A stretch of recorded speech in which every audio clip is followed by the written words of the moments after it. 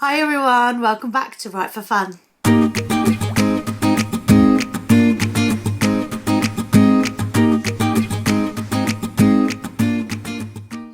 So I'm still celebrating the release of Imagination Island 2, which is called Race to Echo's Edge, and I would like to set you one last challenge that is inspired by this story. Now, about halfway through the story, Luca and the rest of Team Dreg, and all of the other teams actually, have to travel through a large rocky canyon, and the canyon is split into 3 sections. You can kind of see them here. In fact, there's a map at the start of the book which will show you them even more. There we go. So as you can hopefully see, there are 3 parts to the canyon: Sleeping Swamp, Shiver Springs, and the Bouncy Ball Basin. Now the team have to choose which part of the canyon to cross, because they are racing from one end of the island to the other, so they have to travel through one of them.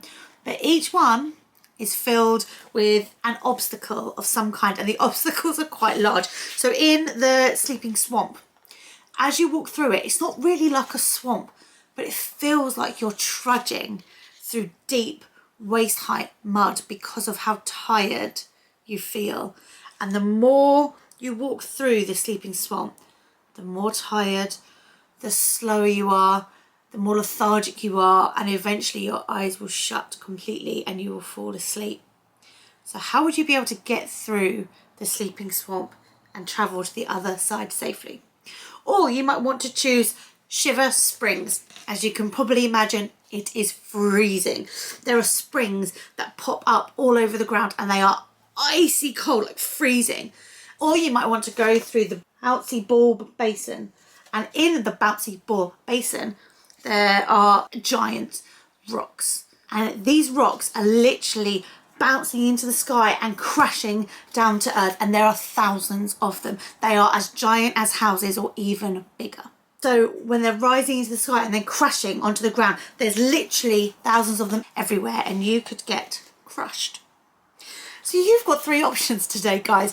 Which part of the canyon do you want to cross, and how do you think you will cross through it safely? Now, you can use one Imagine and one Imagine only. So in Imagination Island, each team is allowed 3 times that they can close their eyes and picture whatever it is in their heads to come to life. So you can imagine one thing and one thing only to help you through your part of the canyon.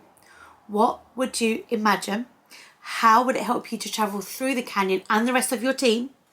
And I would like you to write a paragraph or a page about your journey and what happens through the canyon and whether you arrive safely on the other side or not. Have fun, everyone.